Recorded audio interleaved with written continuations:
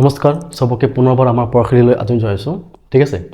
last ক্লাছত আমি কি কৰিছিলোঁ তোমালোকৰ জেনাৰেল সায়েন্সৰ প্ৰথম আৰু দ্বিতীয় চেপ্টাৰৰ 20টা ইম্পৰ্টেন্ট কোৱেশ্চন আমি ডিসকাস কৰিছিলোঁ ঠিক আছে আজি 3 আৰু 4 নম্বৰ চেপ্টাৰৰ 20টা ইম্পৰ্টেন্ট প্ৰশ্ন আমি আলোচনা কৰিম ঠিক আছে সো প্ৰথম প্ৰশ্ন চাই লও কি দিয়া আছে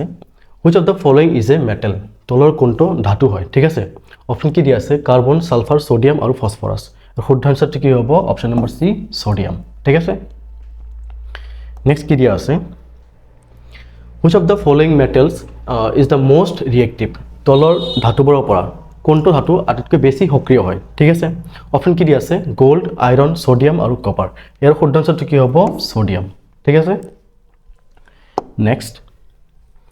when metals react with acid they produce যেতিয়া মেটেলে কি কৰে এসিডৰ লগত ৰিয়েক্ট কৰে ঠিক আছে লাষ্ট ক্লাছত পঢ়াইছো মই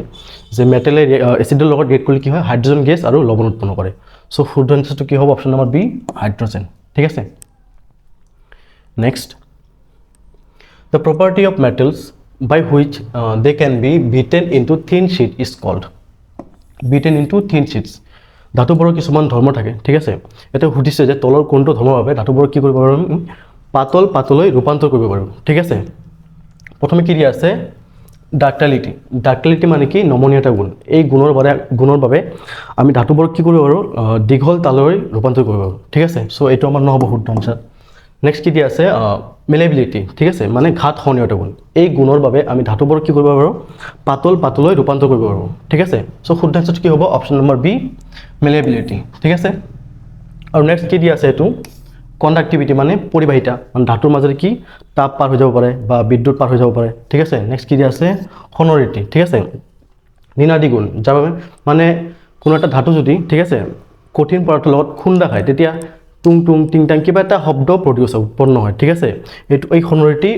গুণৰ বাবে ঠিক আছে নেক্সট কি আছে which non metal is essential for our life and all living beings inhale it during breathing ঠিক আছে প্ৰশ্নটো একেবাৰে সহজ ঠিক আছে আনসাৰটো তোমালোকে কমেন্টত জনাই দিবা ঠিক আছে নেক্সট কি দিয়া আছে which of the following is a property of non metal এতে non metal অৰ্থাৎ অধাতুৰ গুণ সুধিছে প্ৰপাৰ্টি সুধিছে ঠিক আছে অপচন কি দিয়া আছে গুড কণ্ডাক্টৰ্ছ অফ হিট মানে তাপৰ সুপৰিবাহী বুলি কৈছে ঠিক আছে অধাতুবোৰক এটো শুদ্ধ নহয় ঠিক আছে নেক্সট কি দিয়া আছে মেলেবল মানে ধাতু অধাতুবোৰক আমি কি কৰিব পাৰো পাতল পাতলৈ ৰূপান্তৰ কৰিব পাৰো এটো অশুদ্ধ হ'ব ঠিক আছে নেক্সট দিয়া আছে ব্ৰিটেল মানে কি সনকা মানে কি মানে কিছুমান পদাৰ্থ আছে ঠিক আছে যাক আমি জীৱন কি কঠিন হয় আৰু হেইবোৰক আমি অলপ চাপ দিলে কি হয় ভাঙি টুকুৰা টুকুৰা হৈ যায় এইবোৰ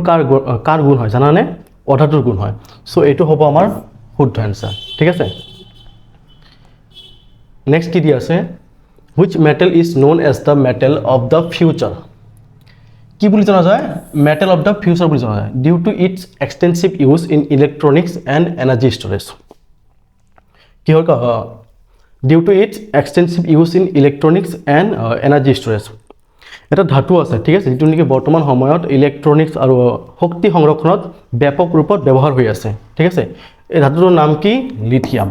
ঠিক আছে সেই কাৰণে লিথিয়ামক কি বুলি কোৱা হয় মেটেল অফ দা ফিউচাৰ বুলি ঠিক আছে next which metal is used to galvanize iron to protect it from rusting আইৰনত কি হয় মামৰ ধৰে ঠিক আছে এই মামৰ পৰা ৰক্ষা কৰাৰ কাৰণে আইৰণৰ ওপৰত কি কৰা হয় প্ৰলেপ দিয়া হয় ঠিক আছে 10টা লেপন কৰা হয় ঠিক আছে এটা প্ৰশ্ন সুধিছে যে কোনখন ধাতুৰ দ্বাৰা 10টা লেপনটো কৰা হয় অপচন কি দিয়া আছে কপাৰ জিংক সিলভাৰ আৰু গোল্ড শুদ্ধ আনসাৰটো কি হ'ব জিংক ঠিক আছে ধাতু আইৰণৰ ওপৰত কি দিয়া হয় জিংকৰ প্ৰলেপ দিয়া হয় ঠিক আছে যাতে মামৰ নধৰে Next কি দিয়া আছে which of the following metals react with water to produce hydrogen এটা কি কৰিছে মেটেলে কাৰ লগত ৰিয়েক্ট কৰিছে ওৱাটাৰৰ লগত ঠিক আছে ধাতুৱে পানীৰ লগত বিক্ৰিয়া কৰিছে আৰু কি উৎপন্ন কৰিছে হাইড্ৰোজেন গেছ ঠিক আছে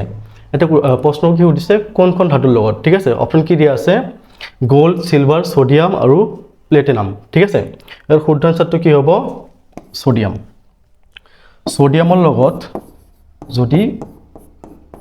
পানীৰ বিক্রিয়া ঘটে কি কি উৎপন্ন হয় sodium hydroxide plus hydrogen gas ঠিক আছে মনত থাকিব next which of the following non-metal is used in the purification of drinking water ঠিক আছে খোৱা পানী বিশুদ্ধকৰণত ঠিক আছে তলৰ কোনটো অধাতু ব্যৱহাৰ কৰা হয় অপচন কি দিয়া আছে কাৰ্বন সালফাৰ ক্লোৰিন আৰু নাইট্ৰজেন শুদ্ধ আনসাৰটো কি হ'ব ক্লোৰিন ঠিক আছে next which of the following is the simplest hydrocarbon তলৰ কোনটো আটাইতকৈ সৰল হাইড্ৰকাৰ্বন হয় ঠিক আছে অপচন কি দিয়া আছে মিথেন ইথেন প্ৰপেন আৰু বিউটেন এই শুদ্ধ আনসাৰটো কি হ'ব মিথেন আৰু মিথেনৰ তোমাৰ সংকেতটো জানা নেকি CH4 এটা মিথেনটো একেবাৰে সিম্পলেস্ট হাইড্ৰকাৰ্বন বুলি কোৱা হয় কাৰণ ইয়াতে একদম লিষ্ট নম্বৰ অফ কাৰ্বন আছে ঠিক আছে এটা কাৰ্বন আছে ইয়াতে ঠিক আছে next what is the common name of CH4 common name কি মিথেন এতিয়া আলোচনা কৰিলো ঠিক আছে নেক্সট কি দিয়া আছে which of the following is a saturated hydrocarbon ঠিক আছে saturated মানে কি সম্পৃক্ত হাইড্ৰকাৰ্বন ঠিক আছে তলৰ কোনটো সম্পৃক্ত হাইড্ৰকাৰ্বন হয় অপচন কি দিয়া আছে ইথিন ইথাইন প্ৰপেন আৰু প্ৰপাইন ঠিক আছে সম্পৃক্ত হাইড্ৰকাৰ্বন মানে কি যিবোৰ হাইড্ৰকাৰ্বনত কাৰ্বন আৰু কাৰ্বনৰ মাজত বন্ডটো ঠিক আছে সিঙ্গেল বন্ড হয় এটো কি বুলি কোৱা হয় স্যাচুৰেটেড হাইড্ৰকাৰ্বন ইথিনটো সোৱা ইথিনটো কি হ'ব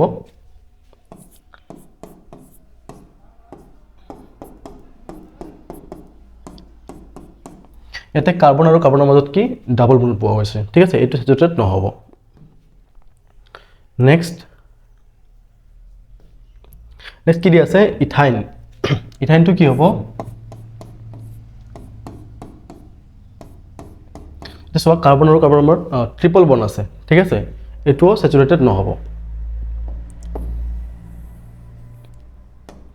আৰু নেক্সট কি দিয়া আছে প্ৰপেন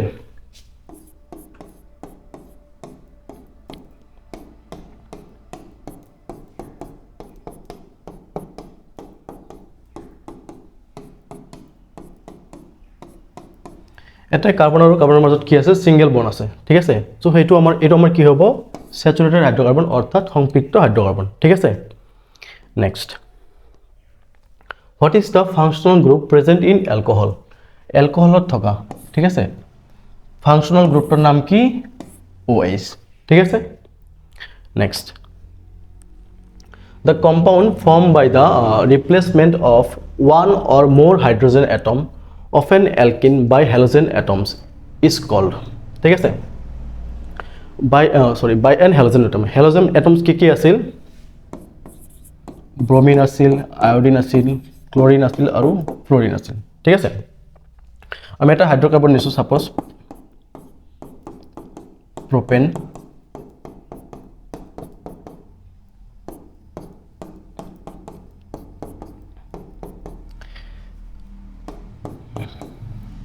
এতিয়া আমি কি কৰিলো